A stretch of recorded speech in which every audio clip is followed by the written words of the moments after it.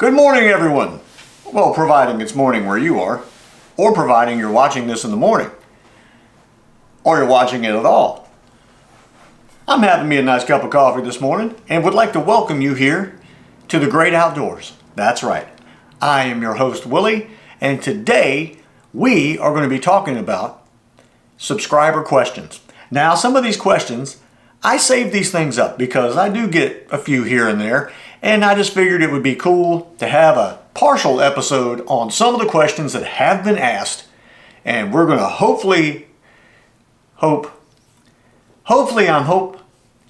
maybe the people that I'm hoping that the people that asked the questions are still watching the channel. So, part of the episode will be answering your questions. I've got them all written down right here, and we're going to take some time to get the answers to those questions out there. Real quick, bam, just here's your answer. Hope it helps you. First question that I've actually got, now we're going to go from not really importance here, but random to fishing and camping and things like that. So the first thing that we're going to go with is my camper. I've actually been asked about my camper. There is an episode way on back on the camper and what model it is and all that. It is a Rockwood Mini Lite.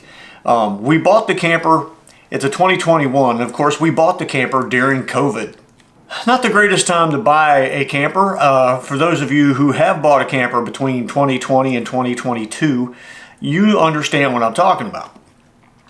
What I'm getting at is a lot of these plants that built these campers either had people off sick or they had basically a skeleton crew that was putting these campers together to get them out there. Now, COVID going around, it was something that people could do to get out and not be around other people. They could go camp. Now, of course, that depends on the type of camping you were doing. If you're campgrounds or something like that, you did bump into people on occasions, and I guess it really just depends on how you were camping. But campers became a big thing. So now you have less people making them and more people wanting them. So a lot of these campers didn't get put together the best in the world. Before we even got out of the parking lot, we had quite a few problems. Signal lights that weren't working, half of them were working. The electric jack that runs the front of the camper burned up in the parking lot while we were trying to load it onto the truck. The shades one of them was cut with a razor knife. The water lines were not tight. Unfortunately, didn't find that out until we got to camping and realized there was water coming out from underneath of the sinks, which are things that supposedly the camper store we bought it from had checked. We had a bolt sticking out of a tire.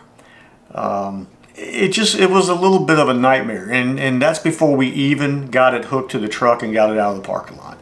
So, except the water part of it. The water part we unfortunately didn't figure out until later. There was a storage door that was supposed to be screwed into the aluminum wall bracing, which one screw had completely missed the bracing altogether and was in the foam of the wall, and it was coming off by the time we got to where we were going. There was just things like that. And the reasoning behind that was, let's just say that Joe specialized in putting the bin doors, the storage doors on the body, or cutting the holes for that. Well, now Joe, because the guy who did the plumbing and the electrical is either got COVID or is not on duty or not working, well, now Joe, who does storage doors, is now doing electrical and plumbing as well as putting storage doors in. So there was kind of part of the problem. And these things were being thrown together quickly and fast and thrown out there. So our camper experience at the beginning was a touch rough. I'll be honest with you. It is a Rockwood Mini Lite, and the model eludes me. It's a 24 something, a 2401 or something like that. If you go back, I'll throw that episode up there and you can see. All in all, the camper has been good to me once it got repaired. I got asked about my golf cart. The episode after we did the upgrades to the golf cart, the steering wheel and the lights and everything, I was asked what model it was and what year it was and where I got it and all of that. Well, in that episode, I explained how we got the golf cart. It was my wife's father's, who unfortunately had dementia, and we had to take the golf cart because he thought that he was going to be able to just drive it down the road with everybody else. An unfortunate incident, or not incident, I guess, just an unfortunate situation to have to be in, but that's how we got the golf cart. It is a 2009 Club Car Precedent. It has been a very dependable cart, which the question came up, it seems to be a very dependable cart, what model, what year, and all of that. So 2009 Club Car Precedent is what that is. And yes, at this point, knock on something solid, it has been a good cart. So number three. Number three is a cool question. It's for those people who pay attention, I guess, to everything in the background or whatever that's going on. Hats. Okay, two questions came up about hats. One, my Western hats, obviously, and there's some hanging up there that you just can't see right now. Why so many? Where'd you get them? Blah, blah, blah. In my younger days, 31 years ago, as a matter of fact, 32 years ago, I actually worked at a Western outfitter store where we sold jeans and boots and hats and attire for equestrian horse riders and Western style horse riders. We sold saddles and boots and things, all kinds of stuff like that. Tack, I guess you'd say. I started working there because I wore a lot of that stuff anyway. And the hat thing was something I started shaping hats at a younger age because you shape them with steam. And I used to take my hat. I did not like my hats to have a factory right from Stetson or Resistol look. I wanted them to look the way I wanted them to look. So I found out how to shape them using steam, and I could shape the hats any way I wanted. I was pretty good at it. And later on, when I started working at this Western outfitter store, they found out that I shaped my own hats, and then we had people coming in with hats that were in pretty rough shape and they wanted them reshaped, and I started doing it.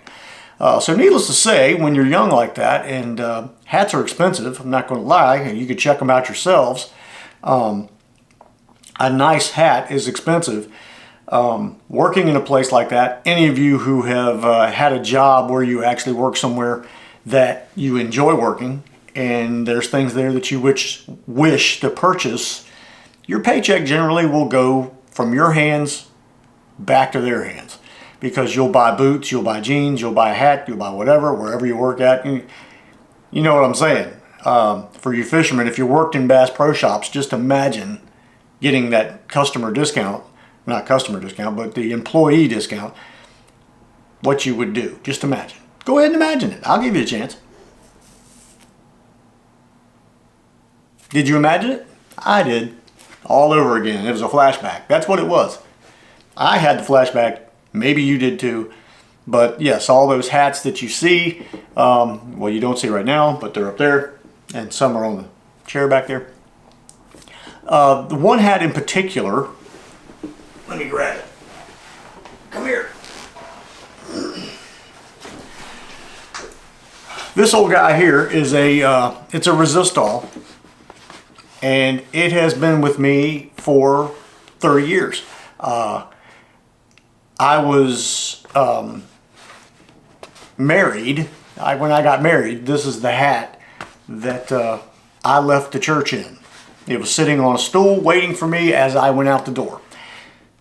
So there you go. That's this hat. Now I have another one that's identical to it that I got simply because it went on sale. I have a small head. I have a little peanut head, 6 7/8, and the smaller hats don't sell quite as quickly as the larger ones do or the mid-range ones do. So that one sat there and it went on sale, and I bought it just because it's identical to this one, but it's a lot nicer looking than this one is. This one has been around. The band I made, it's a leather band. The buckle on the side right there, if you can see that, that buckle is actually from my grandfather's spurs. Yes, my grandfather did a lot of horse shoeing and worked a lot with horses and stuff. And my grandfather's long since been gone. He died in his 90s. And I had one of his spurs here. And the leather had just totally deteriorated. One of the buckles was gone and this one was close to being gone. So I took that buckle, which that buckle now is way over 100 years old, from a spur from the, I guess, the late 1800s and early 1900s. So that is my grandfather's spur right there. Leather band, I made it. Hat is a Resistol 4X. It's a 4X beaver. And it has been around with me for a long time. So there's the story of that hat. Set that right back here. Now the other story was the Seattle hat. Why do I have a baseball cap with the Seattle Mariners on it? Reason for that is my best friend, a guy that I grew up with from 9th grade of high school right on up. We were camping, fishing, hunting, bicycling, you name it. We were pretty tight as kids growing up. Then later on, of course, he went to college and I went to work. And after that, I got married. And then he got married a couple years later and moved to Seattle, Washington. Well, actually moved into Bellingham, Washington is where he is. And he sent me this hat. So technically, I'm not a huge baseball fan. Not that I don't like baseball, it's just not my thing. My father used to say the reason they called baseball the national pastime is because it took way too long to play a game.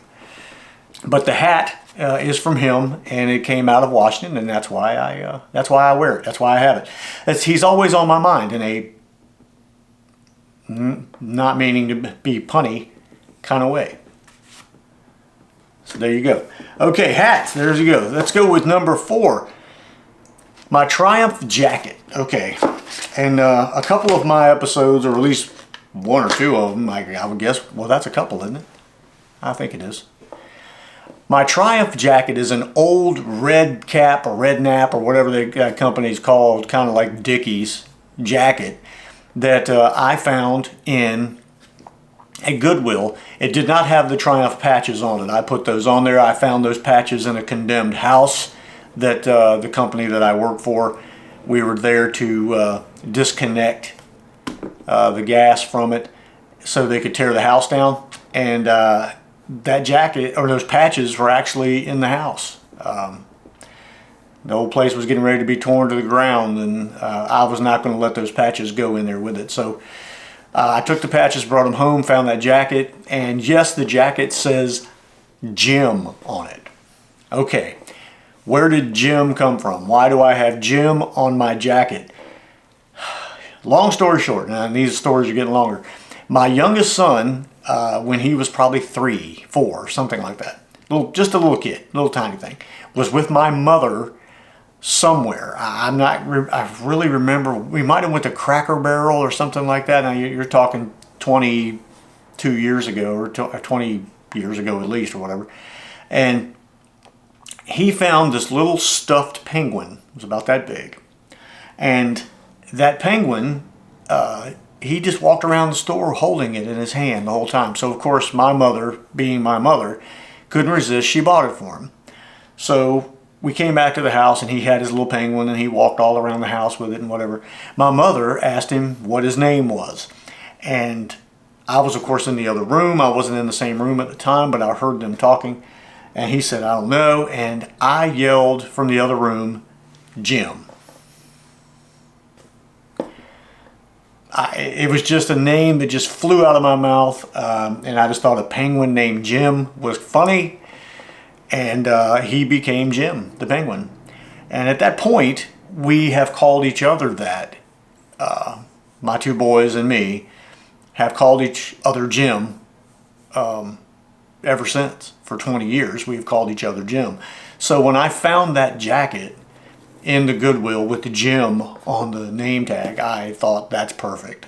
So there you go. That's how the red whatever it is jacket with the Triumph patches has Jim on it. So that jacket has a little bit of history with the patches and the Jim and the whole 9 yards. So there you go. That's how that came about.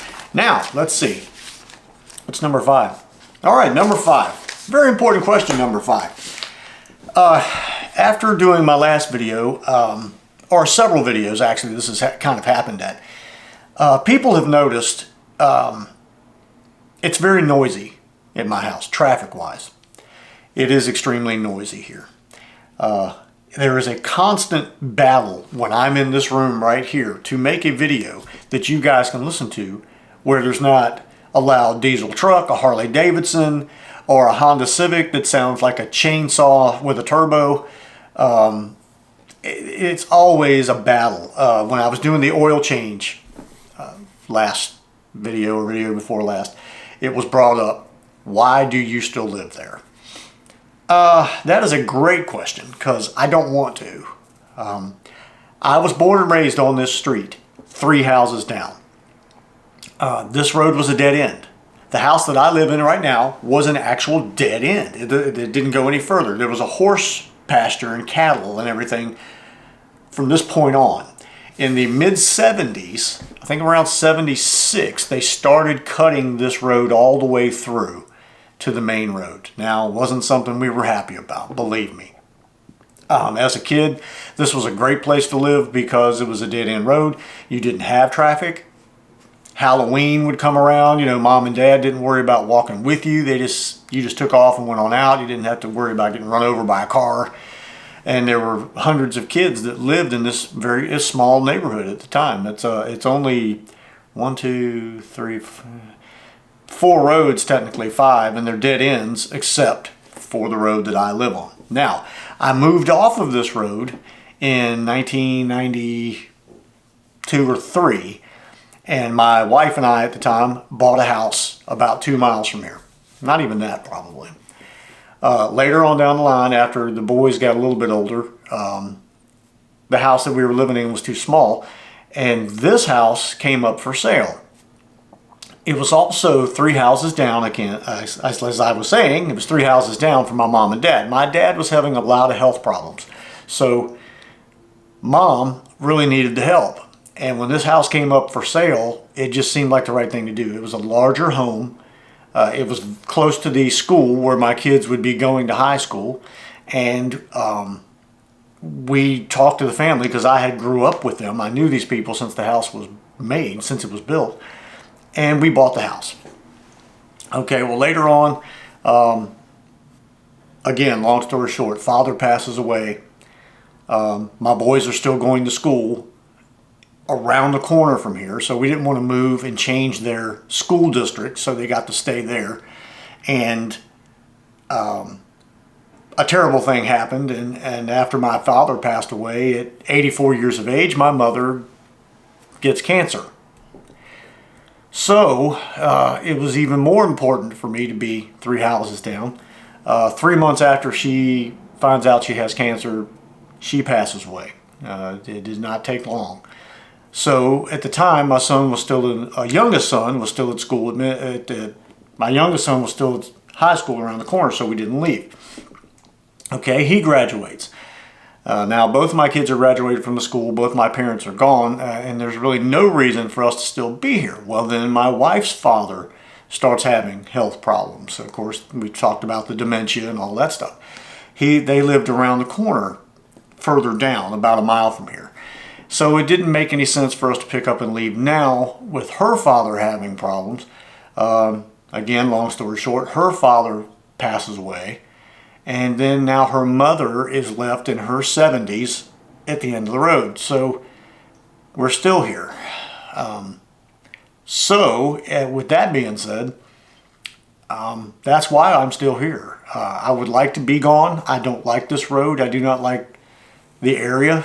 Long story short is it's time to get off of this road. All right, now we're getting into fishing. Okay, fishing. Jigs that I use. Someone asked about the jigs, and I believe this particular individual doesn't have a Bass Pro Shops in their vicinity. So I'm going to show you real quick. Squirt heads. Okay, that's what I use from Bass Pro Shops, squirt heads. I usually have a 1/16 ounce or a 3/32 more than anything for what I do.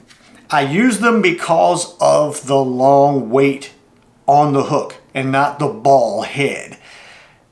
Me personally, I believe it looks more like an actual bait fish if you tuck the body inside the bait.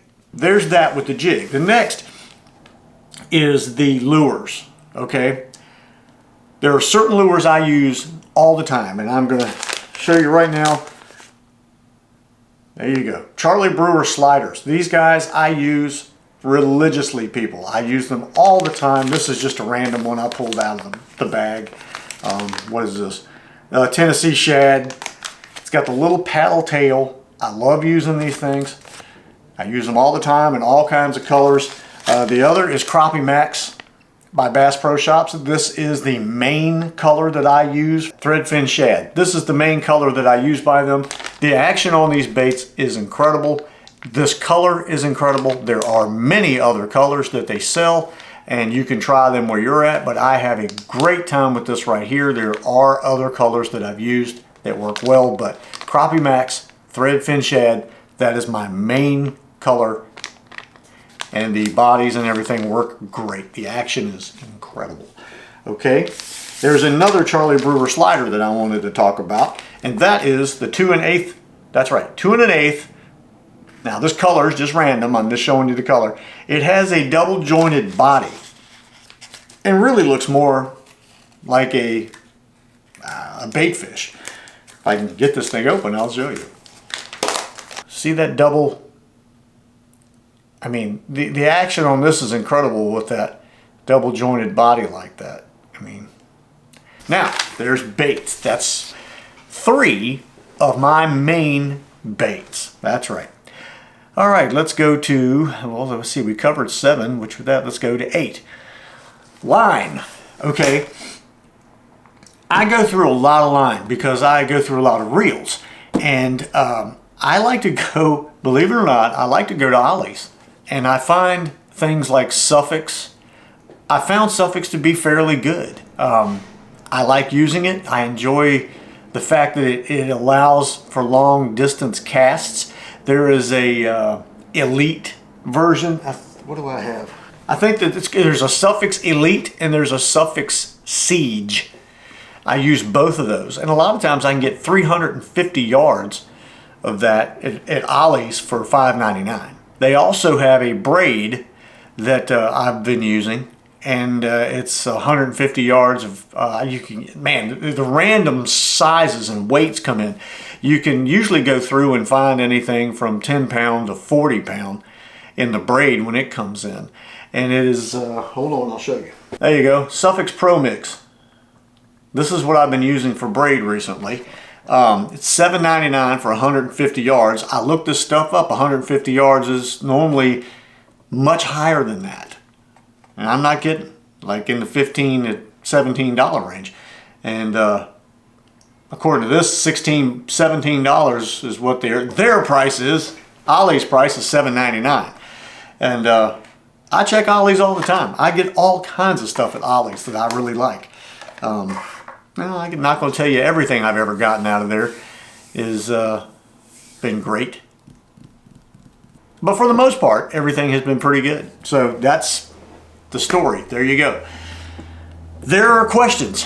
There are answered questions. I hope all of those are asked. I'm sorry that it took so long, but they were asked, and I just figured I need to get these answers out there to everybody so they can understand what I'm really no different than any of you guys. I'm out here living life and working 5 days a week and just trying to maintain, and I do these videos when I can. That's kind of how this works out. Now, let's get off of that and let's get on to this right here. That's right, this right here is a Johnson Citation 110B. Now, what are we going to talk about this 110B? I noticed that this reel was very similar to the really nice, what I called the Sweet Pea reel, other than the green is a little brighter, but it's very, very smooth. And I changed the button to a nice flat button on the back here from a very much later model Johnson reel, because that's the cool thing about these Johnson reels. A lot of this stuff can be changed from one reel to the next. They're pretty much all made the same, just little upgrades and things were made on these reels. But I want to take this one apart because I want to see inside what type of gear we're dealing with, and if it's very much like the old Sweet Pea with the straight gear and the really thick bronzy colored crank gear. I bought this reel from Gary because I wanted another one with the black panels. I like the black panels. I think they're cool. What we think the black panels were a mistake in the whatever process they used to put the green on. Somehow wound up black, and it was probably a lot cheaper to just keep the black panels and put them on there than it was to take them, put them all back and make them green. That's just what we're thinking. We don't know that for sure, but that's what we're thinking. So let's take a look at this thing. Let's take it apart, look inside, and see what that gear's like. Then we might put some line on this thing, because I took the line off of it that was on it. I think it was a 10-pound line, and we're going to put some 6 on it, which means we may have to go to Ollie's, because I don't think I have any 6 left. We'll just have to see. Anyway, let's take this thing apart and take a look inside here. Then you never know, we might take this thing and go flinging. Nothing wrong with flinging. All right, let's get into this thing here. Let's get the cap off. All right, you see we got the plastic up there, which at this point doesn't lead me to believe that it's anything any different than any normal Johnson of any kind, Citation or Century. We'll take that off. Set that there. It's not cracked, by the way. These have a tendency to crack. And we have a fairly normal, yep, well, now we have the what I like to call the leaf spring style spring there for the retrieval pin or pickup pin, whichever you choose to call it. Now, one thing I do see is the copper C-clip that holds the spool down. That is actually inside one of the nice, well-made Johnson Century that I have that I named Sweet Pea. Let's just pop it out of there, because if it has the wide, oh, it does. Oh, and it's cracked. We also have the large hole there, if you notice. See that large hole right there? That means we have the big drag lever in there. All right, let's take that off. Put that right there. We're gonna have to see if I've got another one of those. All right, so far this is good. This is a good thing. Not having a broken drag shoe, but that's not a good thing. But so far, what we're looking at, let's make sure the bottom one isn't broke. Middle one's okay, not broken. But there is that wide. See that? That's that wide drag bar. Now this one's kind of weird because it's a two-tone. This piece actually screws into the base there, where I think the base is made to the body, the frame here. Where a lot of them, the whole piece comes out. This entire tunnel system here for the shaft unscrews out of there. Then later they went to all plastic. Now you can get these in aluminum, you can get them in brass, and this one you have the two-tone, aluminum and brass. Now, for the big thing, let's see what we have inside of here. I've already had this apart. You would have thought I'd have paid more attention to that, but yep, that is that big thicker gear, I believe, with the bronze color. If you notice the center section, if you can see it, it's got a bronzy sort of color to it. So that's good, and I hope you can see it. That gear is the straight gear that does not have a flat spot at the top like a washer and the other side open. This is open on both sides. So the gear goes straight through and there's no stop at the top like where a washer would be. It's actually built onto the gear. So this is the Citation version of Sweet Pea. Now I got to go through my parts and see if I have a drag shoe that's not cracked, because I don't know if you can see it or not, but it's cracked. There is an unbroken drag shoe. Where'd you go, unbroken drag shoe? I just saw you. There we go. And there we have one that is not broken. We will put our unbroken center section in, followed by our brand new not broken, thanks to Gary, top section to go back in there. Put it on straight, line it up with the, there we go. All right, a very nice functioning, again, the way this reel is made is totally different than most Citations and most Century 100Bs. That thicker gear, that straight gear without the flat spot like a washer that seats up against the bottom of the body, and it's very smooth. Now we need some 6-pound line, which I don't have any 6-pound line left here. Not enough to go on here. Got to go to Bass Pro Shops and go to Ollie's. So let's go do that and get that over with and get back here and get this thing together. All right, so I am back. Some exciting things happened while I was out. Exciting things. Things that I wasn't expecting and things that I kind of were expecting. Let's go to the weren't expecting. No, you know what? Let's go to the expecting first. Let's just go right to Ollie's, okay? Went to Ollie's. Now, your Ollie's where you're at, I have two of them, well, technically three. I've got 3 Ollie's where I am. There are some Ollie's that sell out of things faster than others. I needed some line. I wanted some 6-pound line. And the Ollie's in Hampton, not being in an area where there's a lot of fishing really, not freshwater anyway, saltwater, they had my 6-pound Suffolk Siege that I have been using here recently on a lot of my reels.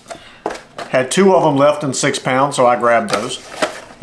Nothing else but 10 pound and up, which I don't use very often, so I have a couple of 10s over there that I bought just for this particular reason. They're on sale, $5.99, and this weekend is what they call Ollie Days. And Ollie Days, you get 15% off everything in the store. Whatever you buy, you get 15% off of. So, got 15% off these. They are $5.99 a piece. Now, I expected that. I kind of expected something to be there like that I would need. Now, the unexpected. Today, something very ironic, I guess you would say. They had a lot of things on sale. They had a lot, well, not on sale, but a lot of things for sale. They had Mr. Crappie reels and a lot of Zebco reels. They had a Zebco crappie set up with a crappie rod, an 8-foot crappie rod, $15.99. Things like that, just some oddities, things I don't normally see. They had a Lew's spin cast reel that I came very close to buying just to see what Lew's had to offer in that realm, but it wasn't a necessity by any means. But since we have been doing a lot of these Zebco spin cast reels, like the Bullet and the Delta, there is one reel that keeps coming up that people have mentioned, and it's an older model Zebco Delta. And it's actually the Zebco Delta ZD2. There you go. The Delta ZD2 was at Ollie's. There was probably about 8 of them, I guess. And of course, because today is one of the Ollie days, 15% off. Now, I looked this thing up. Of course, we have the advantage of technology these days, and I looked it up on my phone. I found this reel from $50 up to $59 and beyond, $29.99 with 15% off of that. So